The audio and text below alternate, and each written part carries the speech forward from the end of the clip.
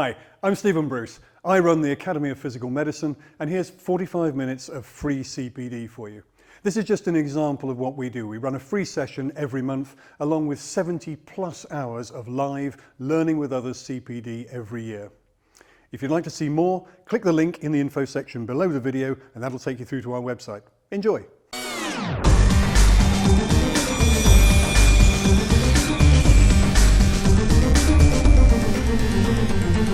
Dee is a midwife and a lactation consultant, as well as being a specialist in tongue ties. So welcome to you, Dee. Hi there, thank you for having me. No, I'm delighted you can spare the time to be with us. You've got quite a connection with osteopaths, haven't you? I have, that's right, yeah. So I sort of work in collaboration with a lady called Julie Woodhouse, and right. She has been kind enough to advertise some of my courses. So my tongue tie awareness kind of training was initially, I kind of wrote it with midwives and birth workers in mind, but it has particularly appealed to paediatric osteopaths as a kind of ideal sort of partnership with what they do, and also to support infant feeding. Yeah, and so for those people who don't know, perhaps we should mention Julie Woodhouse. She's been on the show a number of times before. She runs a business called OsteoBiz because she set this up because her own son benefited hugely from cranial osteopathy when he was very small. But she is open to chiropractors, and Dee is very open to work with chiropractors as well. It just happens that the connection so far has been with osteopaths. But it's manual therapists, isn't it, Dee? So that's where the important connection lies. I was told Julie Woodhouse what I do, that I support new parents with breastfeeding, and she was sort of totally warmed to the subject. And then I said to her, well, actually, I'd really like to be able to reach, sort of manual workers. And she said, well, that's the, what I do. So let's collaborate. And then she advertised to them. And it's been a real kind of dream collaboration between the two disciplines. It's interesting because when I qualified as an osteopath, if someone had mentioned tongue ties to me in babies, I'd have just assumed, well, I've got no role to play here. This is something I'm going to farm this out to a paediatric specialist in the NHS, and they'll have a snip and that'll be it.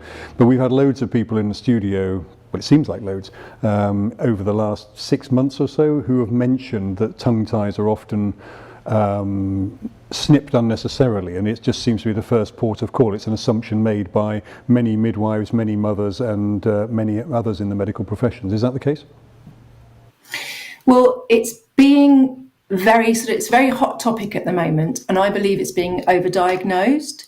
So whilst there is something that's a true tongue tie, and can I go into the definition of a tongue tie, because that would help? Yeah, so a tongue tie means that the frenulum, which is the fold of skin underneath the tongue, is abnormally short or restrictive and is impeding tongue function. And it's estimated that around 10% of babies that are born with a sort of obviously short or tight restrictive frenulum. However, there's also a title or a sort of theory about something called posterior tongue tie, and that means that the frenulum is further towards the back of the underside of the tongue. And I think the problem is we all have a frenulum, or 99.5% of babies are born with frenulums, and these frenulums are being called a tongue tie, and because more and more parents are sort of trying to breastfeed and then maybe struggling to achieve the feeding that they want to due to the lack of the support. Everyone's kind of pointing the finger towards tongue tie, and parents sort of want an intervention that's going to help. And within the NHS, there's a really long waiting list. And then some parents are going private to have this done. And I think, it's sort of fair to say that potentially in some cases there may be kind of financial aspect that kind of drives this overdiagnosis. Okay, well, my experience of tongue ties myself is very limited. My grandson did have a tongue tie that was snipped, and I'm assured that it resolved the feeding difficulties that were going on at the time. So does that mean that it was definitely a tongue tie that needed to be snipped? Yeah, I would say so. So if the only thing that changed was the intervention of having the frenulum released, then obviously what they achieved was better tongue function. So when a frenulotomy is going to be performed, what we want is the normal tongue function, the ideal tongue function, to be achieved. If the tongue is restricted or tethered in some way, then the tongue can't work in the way it needs to work to milk the breast, or even in some cases to bottle feed. So it can affect both bottle and breastfeeding. But you may hear about quite a few babies that have tongue ties released, and then the parents say it didn't work. And that's usually because the problems are coming much more from positioning and attachment. And that's the thing that we should be starting with, looking at the what interventions should there be done before we're looking at surgery. Right. And how would we recognise this as osteopaths? I mean, I am not a paediatric osteopath, but if patients come to me and they're talking about, as they do, about their children, you know, what might give me the clue that this is where they should be going?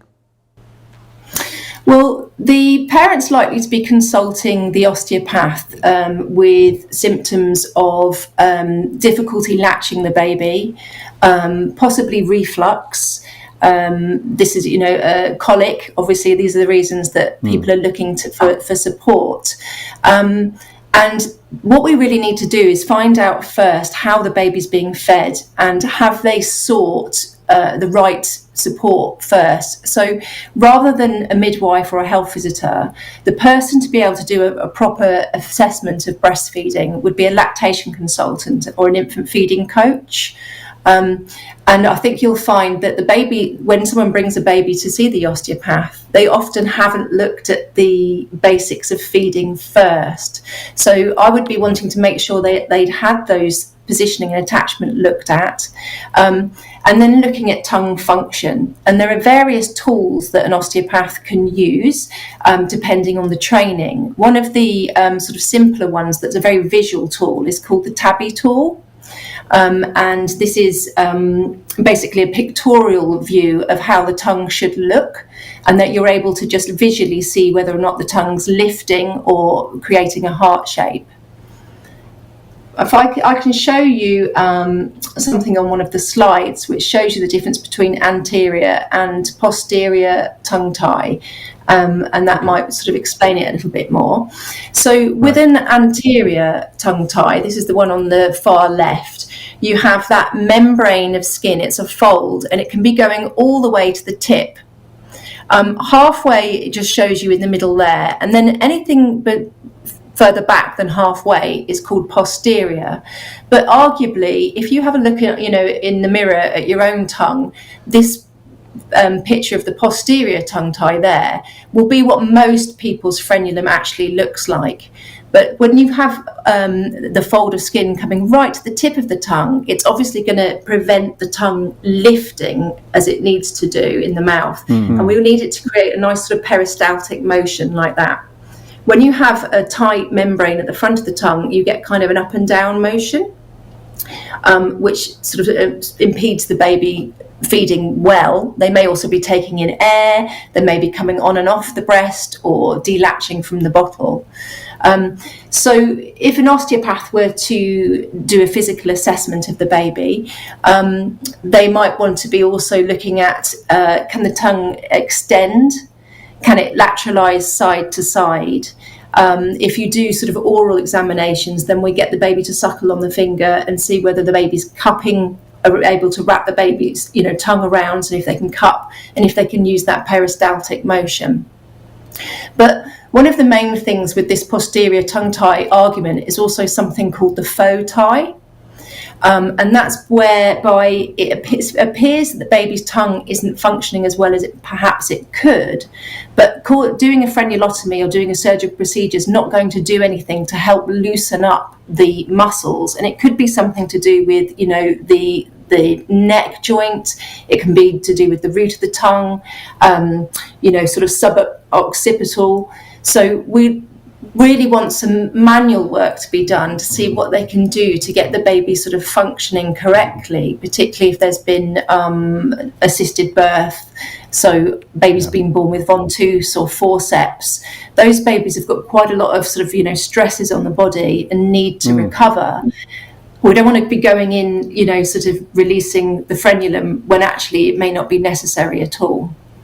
But in that faux tongue tie, are you saying that there certainly wouldn't be an anterior frenulum? No. So there's not really any obvious need to snip, other than the fact that the feeding's not going well. Yeah, exactly. Okay. Yeah. So if the frenulum appears to be towards the back, feeding isn't going well. It could just be muscular tensions, and I would want that baby to be treated first, and also have a full breastfeeding or feeding assessment from someone that knows what they're doing before we're talking about doing a surgical intervention. I think the main problem is parents want a quick fix. So if you're told that actually the baby just needs a frenulotomy, they're keen to have, as you say, a snip done, thinking that that's going to solve all their problems. And then obviously they're usually quite disappointed to find that, it hasn't, maybe weight gain's still a problem, reflux may still be a problem, and those problems aren't sorted out. So the gold standard really is to look at the interventions that can be done without it being invasive. Okay, and you mentioned earlier on, obviously I mentioned and you mentioned, you're a lactation specialist. Are all lactation specialists midwives? No. So you can be a lactation consultant, which is an international board certified lactation consultant, and that might be the only thing that they do. Midwives may be only trained in midwifery, but may also be a lactation consultant. And then there are other various levels of breastfeeding supporters as well. So the kind of top for level. example, could osteopaths and chiropractors become lactation consultants? Yes. Yeah. So you would have to study to do that. Sorry, just a second. Quick noise outside. Sorry. You would have to study to do that. But to become a lactation consultant, you do 1,000 hours of supervised practice, and you take a 5-yearly exam to remain registered. Okay. So that's not going to be taken lightly. An osteopath. Sorry. That won't be undertaken lightly, 1,000 hours of supervised practice. Go on. No, exactly. Yeah. But an osteopath that was a lactation consultant would be amazing, would be a great thing. We do have a group of osteopaths that have trained with me, who have trained to become infant feeding coaches. So now what they're offering is sort of mother and baby checks, and they're also able to provide support with feeding as well. Okay, thank you. I've got some questions coming in for you. In fact, I've got quite a few questions coming in for you here, but I'm going to ask one of my own first of all. We've talked a lot about frenulotomies, which I'm using the correct term, I think, at last. Is there any downside to this? So given that it's a quick fix in some cases, is it worth trying anyway because there's no harm done?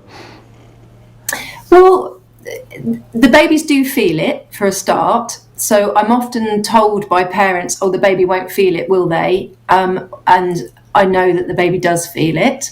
It's quite minor, and it's a very quick procedure. But I can definitely tell you that, when the baby does feel it and when they don't feel it, but they cry for maybe 10 seconds. So it is minimal, but it's like having a vaccination or something like that. If you were to release the mucosa and the fascia underneath the tongue, potentially there's always a minimal risk for bleeding, which we quote at about 1 in 7,000. There's about a 1 in 10,000 risk of infection, but they are still a small risk, that can happen.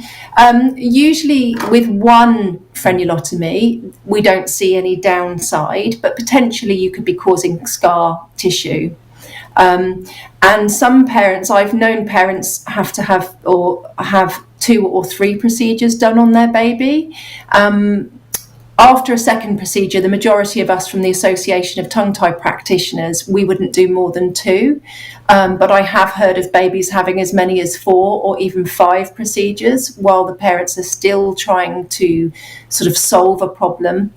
And obviously, in that case, you could be causing more and more scar tissue underneath the tongue. So I guess my question there, and I'm delaying these questions again, is if you're going to have more than one procedure, is that because that some part of the frenulum has healed and grown back, sealed back up if you like, or are they just cutting further and further towards the back of the tongue to try and get the problem solved?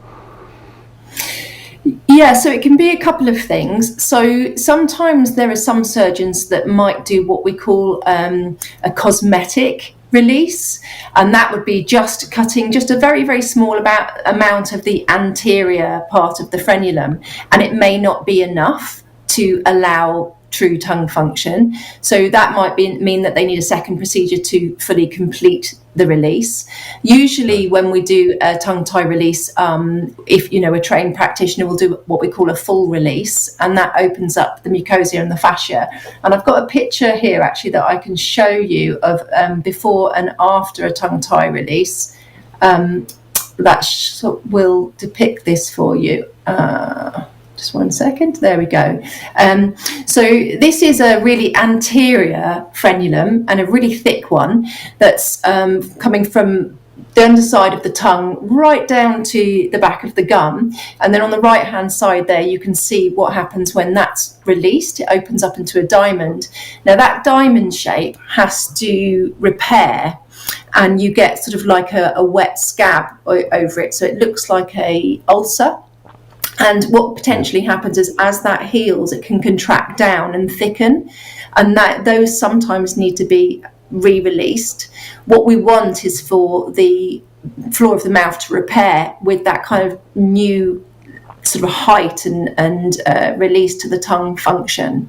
And that's what we're trying to achieve. So you've seen there where the tongue was only able to lift, about a centimetre from the gum. Suddenly it's free to lift all the way up. Yeah. And that's what we're trying to keep, to allow the tongue to keep its function. So how do you encourage that to remain the case after that drastic frenulotomy there? Presumably feeding is going to help, but what can you do to prevent it from shortening, thickening and becoming less effective, less functional? So within the NHS, they don't recommend anything other than regular feeding. So with a young baby, they'll just recommend that the baby's fed every 2 to 3 hours. Within the Association of Tongue-Tie Practitioners, we recommend non-invasive oral exercises. So that would be doing things like sucking onto the parent's finger and gently tugging the finger away as the baby suckles, allowing the baby's, so that the tongue is hanging onto the finger and moving it. Encouraging extension by tapping on the baby's lips to get the baby to bring their tongue forward. And also the parent being able to hold and look at the baby's sort of about 30 centimetres away where they can focus and stick their tongue out at the baby because they'll mirror it. And you can also do lateral exercises where you're just rubbing either side of the gums to get the baby's tongue to go side to side. So really what we're doing is what we call physio or oral play. In my opinion, it should always be something that's fun for the parents, pleasurable for the baby. They enjoy doing this, and it should never be anything that's stressful or painful. There are some advocates for what we call disruptive wound management, and this is what's recommended in America. And that actually involves breaking the wound open, any of the healing fibres, actually rubbing off the slough, breaking the fibres open and doing what we call stretches. But that's not advocated usually in the UK and not by the tongue-tie practitioners, the Association of Tongue-Tie Practitioners. Well, all those things you've just said, presumably they're good after any frenulotomy, not just a fairly drastic one like that last one. And all of those things are things we could mention to our breastfeeding parents or our parents in passing as part of their own treatment, couldn't we? Your child's had a frenulotomy. Have you made sure you're doing these things just to make sure the tongue stays mobile? Would that be worth us mentioning? Absolutely, yeah, because what we want is also the brain to realise that the tongue has now got a different range of motion. So it's about that kind of connection of the brain and the tongue kind of connecting together and realising, getting the baby's tongue particularly like extending, because it needs to come out and scoop the breast. And also for preparation for speech in later life, you want that full range of motion. The frenulum will have been tethered from the embryo all the way through the pregnancy and right up until the point that it's released. So that baby's tongue has never had that full range of motion. Right. Okay. Well, for years I've had a policy when I've been out in the high streets or in cafes and things, where I see small children, I stick my tongue out at them because they seem to find it amusing. I shall now extend that policy to babies when I see them as well, just in case. But questions from the audience. Pip says, how frequently do you think babies with tongue ties should be treated, especially post-frenulotomy? So how frequently should they be treated? With it by the osteopaths, do you mean? Or the chiropractors. Yeah. I would suggest that a baby that's come in and had a significant restriction and then had a frenulotomy performed, I would just want them to be sent for a sort of an MOT. It depends kind of on your opinion. I wouldn't recommend a particular number of treatments, but usually the osteopaths that have been working with me, they would normally see them for maybe three treatments after a frenulotomy. And it's definitely the NHS, the midwives and the tongue tie practitioners are very pro body work now, particularly in private practice. I know that they're referring to chiropractors and osteopaths as follow-up. And then we would take your opinion as to whether or not the baby needed, one or more treatments. But there's definitely things, if a baby's had a very, very restrictive tongue tie, like the picture I showed you before, I would want somebody to check that baby over, check the hyoid, check how the sort of all the bones are functioning after the release. And in our clinic, as part of the course, we had them check the baby before the frenulotomy, perform the frenulotomy, and then physically feel them again. And the relaxation, the shoulders coming down, release through the fascia, through the body, can literally be felt, before and after the procedure. Well, that's encouraging. Pip also asks if there's anything you would do to help babies with a floppy larynx. No, we don't. So, no, feeding advice. So in terms of if somebody was seeing a baby that had laryngomalacia, then we would always look at the positioning that the baby is actually fed in. So it improves the milk transfer. When a baby is lying on their back in that kind of traditional cradle hold, that often is one of the positions that can cause sort of the condition to affect feeding sort of more significantly. So a baby sitting up in what we call koala hold, right. And also the parent leaning back to feed them is really important. So if you were seeing a baby with laryngomalacia that's struggling to feed, then again I would recommend a referral to an IBCLC or an infant feeding coach, and they can go through positions that are going to improve it. But there isn't anything that we can do to actually improve the condition. I have to say my medical vocabulary is growing rapidly today. Laryngomalacia, I haven't heard of that one before. Yes. Nikki says she's seen a lot of tongue tie babies more recently with lack of resources and education to resolve, it's moved, to resolve within hospital or shortly afterwards. Is very clear about the degree of tongue tie and lip tie, which if not dealt with causes a lot of distress for infant and parents. It causes over-medication, giving up on breastfeeding, etc., speech and eating challenges when the baby is older. So that's not a question. Nikki's just sending in her own opinion about how this is affecting children.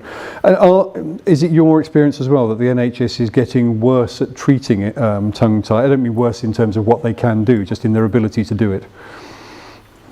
Yeah, so what's happening is it's being noted or picked up by the parents or by the midwife who does the sort of the baby check, which is called the NIPE. The parents are sort of told that the baby has a tongue tie, but then the hospital often doesn't have the facilities or a clinic running where they're able to treat it. The waiting list to be seen within an NHS clinic is some sort of between 2 and 6 weeks. And if a parent is struggling to feed the baby, whether that's breast or bottle feeding, obviously a 6-week wait is too long. And that's why a lot of parents are having to be seen privately. The other problem is, as you said before, too many people are being told the baby has a posterior tongue tie. And therefore they're being referred to the NHS clinics and then blocking the appointments. A baby with a really severe anterior tongue tie may not get treated. In which case, presumably, that baby is going to have problems receiving the nutrition that he or she needs. That potentially has dire consequences. So what in reality does happen? Because I don't hear of babies dying from tongue tie on a regular basis. So what happens is usually they move over to bottle feeding. And because a bottle drips, they may have to try several bottles, but you'll usually be able to bottle feed. The other thing is that the baby may feed very frequently. I've seen bottle feeding parents having to give the baby an ounce sort of every hour because the baby's too tired to carry on. They're even sort of almost squeezing the bottle, helping the baby get the milk. And if the baby's weight isn't affected, then that doesn't put them as priority, and the parents are actually compensating for the baby's feeding issues. And also, if a baby's on formula, they often don't qualify to be seen in the NHS because they're not breastfeeding, and that in that case they would have to see a private practitioner, and private practitioners will see babies that are bottle feeding or breastfeeding as long as the tongue tie seems to be impacting the baby's feeding ability. Right. Simon's just sent in his observation that the medical literature used to state that the posterior tongue tie was irrelevant. Is that still the case? Because Simon thinks it's very relevant. Yeah, so I've just got a slide on my screen now that shows you actually what I would call a true posterior tongue tie. So as opposed to simply a frenulum at the back, so the left is an anterior tongue tie, obviously the very classic one that everybody can diagnose because you can't help but see it. But on the right, you would have to lift this baby's tongue. And if you can see the tension through the mucosa and fascia in that baby's tongue tie there. And this baby was a baby that I treated who was really struggling to breastfeed. Mum was compensating by feeding several times an hour. And we were able to release that frenulum and then the baby to feed significantly better almost immediately. So there is something, definitely a true posterior tongue tie, and it definitely impacts on feeding. I think the problem is parents getting a diagnosis from people that aren't qualified to give that diagnosis. And it's also very, very big on social media. Parents are following a lot of people on social media who are, I know 2 accounts, one account that's called Release the Ties, which is a mum campaigning for all ties to be cut. And then I also, conversely, another account sort of basically saying it's barbaric and they should all be stopped. Also, I noted what one of your viewers mentioned lip tie. A lip tie is this labial frenulum here, and we don't treat lip tie in the UK at all. And as a lactation consultant and midwife of over 20 years, I've only ever seen about 4 true lip ties where the lip was actually fused and therefore it would cause a problem with feeding. The rest of them are just a labial frenulum, which is normal. And I think this is the thing. It's about practitioners that are understanding the difference between normal anatomy and something that's actually causing a problem. Yes. Curleen has asked what the link is between tongue ties and reflux. Well, there's some research that links the two for different reasons. One is because obviously the tongue is the beginning of digestion in the body. And we also need the tongue to be functioning correctly. So aerophagia may be another kind of sort of contribution. So if the baby's taking in a lot of air, either at the breast or particularly on the bottle, then air going down into the stomach can cause reflux. there are some practitioners, reflux specialists or reflux practitioners, who are very much blaming tongue tie for it. I tend to err on the side of the diagnosis for babies with reflux is a massively overdiagnosed thing. And if we look at the feeding and correct positioning and attachment first, the reflux rates will go down. It's the same with colic. Most of these things are about correct positioning and attachment, but potentially the baby taking in air can also contribute to them sort of being sick a lot. Do you know, I don't imagine there's any topic in the world which doesn't have polar camps on social media, one campaigning violently and vigorously for one thing while the others do exactly the same in the opposite direction. It's a shame when it might affect the health of a baby, of course. Nita says, cranial osteopaths consider cranial nerves 9, 10 and 12 in association with the tongue. Do you also take this into consideration? Would you suggest a cranial osteopath first and surgery later in some cases? Yeah, for sure. So this is my opinion, so it debates. When a baby has an anterior tongue tie, I personally would recommend that is released with or without bodywork, because it isn't just the immediate. It can go on to cause problems with eating solids, speech, later life orthodontics, and also even adult patients or adult people with a tongue tie have long-term sort of health issues, sometimes caused by the restriction. So when there's a really, really restrictive frenulum, I would recommend that is released and then they have body work. If a posterior tongue tie has been suggested, then I would definitely 100% look at what we can do sort of physically first without doing an invasive procedure, because I believe that's why the rates are so high. We're going in with surgery straight away. And if you only do the surgery, then the parents are going to be disappointed by the outcome, because that's when they start saying that it didn't work or it wasn't cut properly. Because they haven't seen the benefits that they want. Lucy's asked how likely the frenulum is to reattach. She says she's seen kids who've needed it to be redone, which you've mentioned already, and she also asked about the exercises. We talked about the exercises. Is it common that they reattach? So we don't know. We don't have the numbers. The Association of Tongue Tie Practitioners estimate around 4% of the cases that we see need to be re-released. The reason we don't know is because we can't follow up all the parents.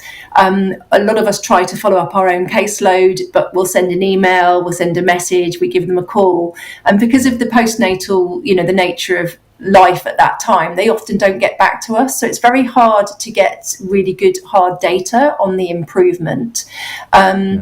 Anecdotally, when I see babies again, the frenulum reforms, because the frenulum is just the floor of the mouth and the mucosa, and it's actually a fold. It's not a band or a cord, which is what people used to think. It's a fold of the underside of the mouth.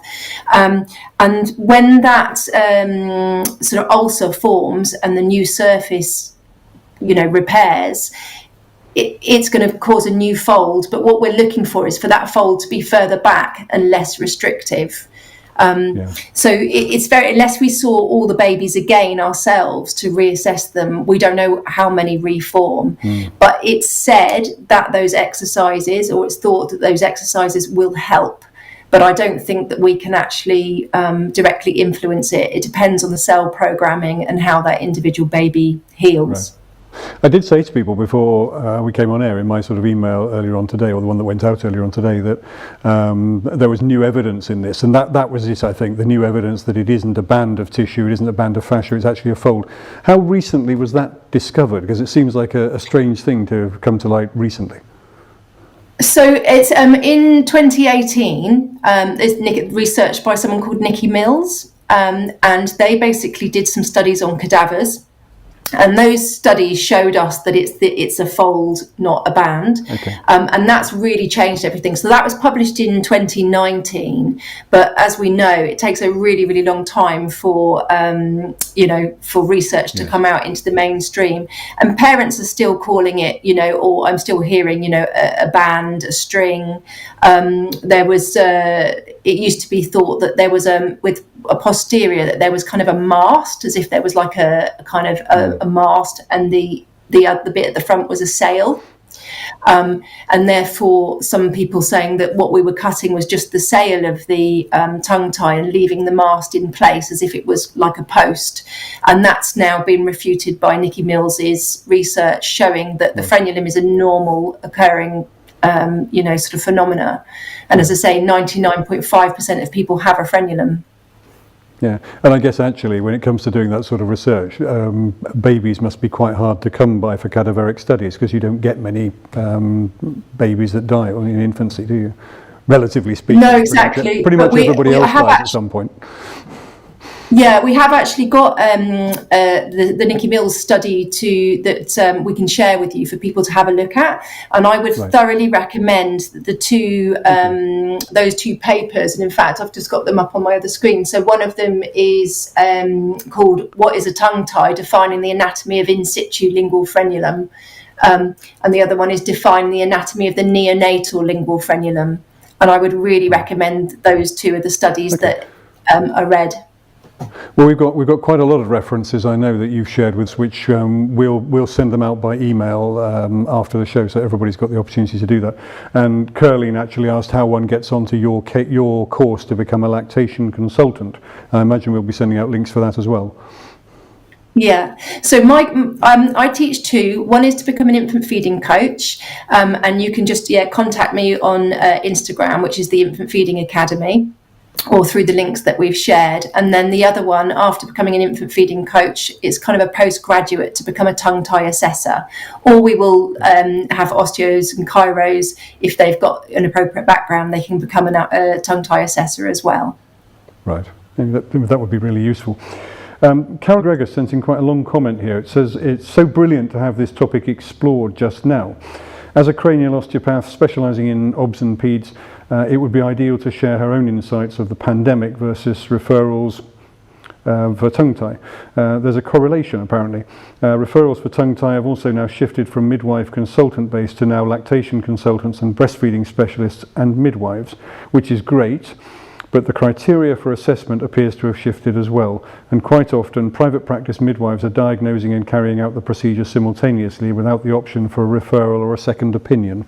Does that ring bells with you, Dee?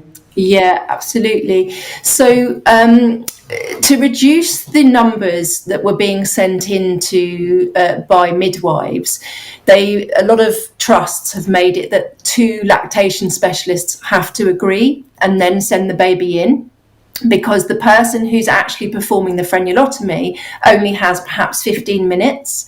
So they're not going to be the person who's doing the who's checking positioning and attachment, checking to see whether or not the baby's got torticollis, all that kind of thing. So the 2 lactation specialists are supposed to kind of have vetted the case and then referred them in, so the person performing it can just go ahead and perform them. In reality, that doesn't actually happen. I happen to know that, they may get the 2 referrals, but one person didn't even get the baby out of the car seat. So that doesn't necessarily work, but that is the ideal. In private practice, as you say, there are some private practitioners that are the person that are assessing and can perform the frenulotomy. I would be very concerned if that private practitioner isn't also a lactation consultant.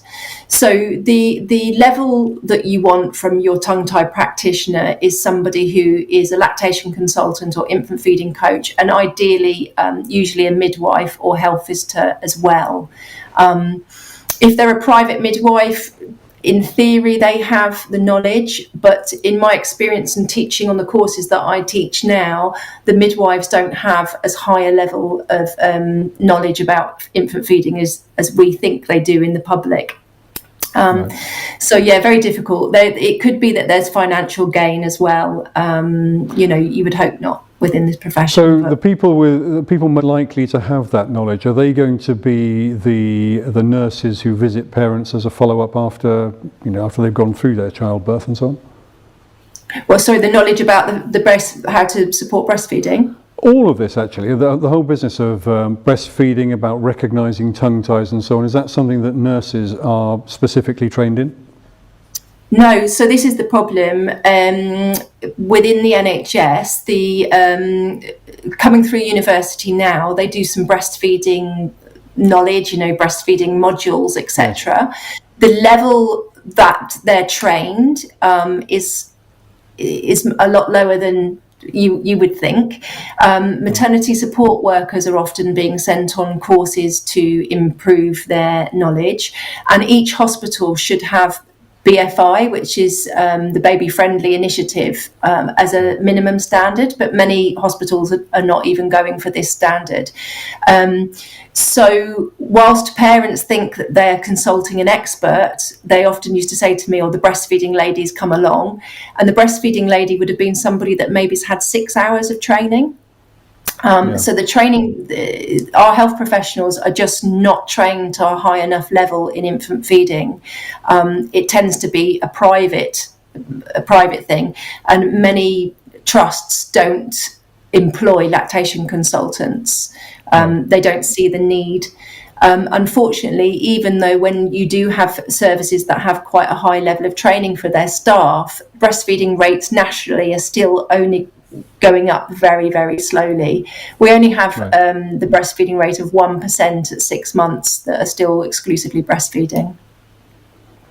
Right. Okay. Well, that's perhaps disappointing, but thank you. Evan has brought up a topic which I was hoping we'd get round to, and I think we've just got a few minutes left, but you and I discussed the whole business of adults having unresolved tongue ties. Are you aware of the impact it can have on an adult's life? Yeah, so various studies sort of have been done. Again, we don't have really good sort of evidence in this, but we know that tongue tie can cause problems orally, particularly with the back teeth. So often you'll have, in fact, I had a dad recently come and I said, have you got any problems? And he said, no. I said, you didn't have any problems with your teeth? And he said, no, I've had them out. So I think that kind of proved my point. So if you can't take the tip of your tongue round your jaw to clean your teeth, which most of us naturally are able to do, it can cause problems with the back of the teeth. It causes problems often with a jaw thrust and posturally, like a compensation, because the tongue isn't moving freely. People often overuse the jaw, and then also, you've got that kind of neck posture coming forward. It's also, there's more kind of research coming out showing that it can affect balance, that kind of thing. There was a story about a young lad who sort of a bit dyspraxic and had difficulties and had a tongue tie released at the age of about 6 or 7, and then was able to ride his bike, and he hadn't been able to do so because the fascia under the tongue goes all the way through the body, right down to the toes, and it can really affect the posture. And what I've seen in the babies is after the tongue tie release, tightnesses like this, where their shoulders and everything is able to come down. So the other thing is speech. Only really the anterior tongue ties are something that obviously we might see with problems with speech because of saying la, sa, ta, all of those positions of the tip of the tongue. But many people will compensate by overusing the jaw to make the sounds. So again, more research is needed, but it definitely affects adults, and also for teenagers socially, kissing, sticking your tongue out at people, that kind of thing. So it definitely has effects, sort of going through the different ages. Yeah, and I'm sure the other person, Cairo, is watching can work out quite a few of the potential complications of not being able to move your tongue that way. Personally, I'm thinking as a first aid instructor, actually it has one benefit, that presumably your tongue can't fall back and block your airway if you're unconscious. So I'm not suggesting that's a reason not to resolve a tongue tie one way or the other. No, sleep is the other big area, which I don't know whether the chiros and osteopaths would sort of see patients for. So sleep disordered breathing, because the tongue is supposed to sit in the roof of the mouth, and sitting in the roof of the mouth means that it widens the palate. When the tongue can't widen the palate, you get a high arched palate and narrow airways. And there's been sort of quite a link towards like sort of snoring and sleep apneas due to tongue tie, not because the tongue is in the airway and not being sitting in the roof of the mouth as it should. Yeah. Dee, we haven't got any time left. We've run out, which is a shame because I've still got loads of questions, and it was fascinating. And I probably ought to apologise to the audience that I asked a whole load of questions myself beforehand before getting to theirs. Can I send a few of these through to you on email so I can answer them in my email out to the audience later? Because we've had 370 people. 370 people watching, so it's clearly a popular lunchtime topic, this one. So yeah, absolutely. I'll do that. I'll do that, and I'll send out the links that you gave us as well, well, hopefully that'll be useful to the audience. But thank you very much for joining us. That is today's 45 minutes of CPD done, I'm afraid. I hope you found it interesting, I certainly did, as well as useful for your own clinic work.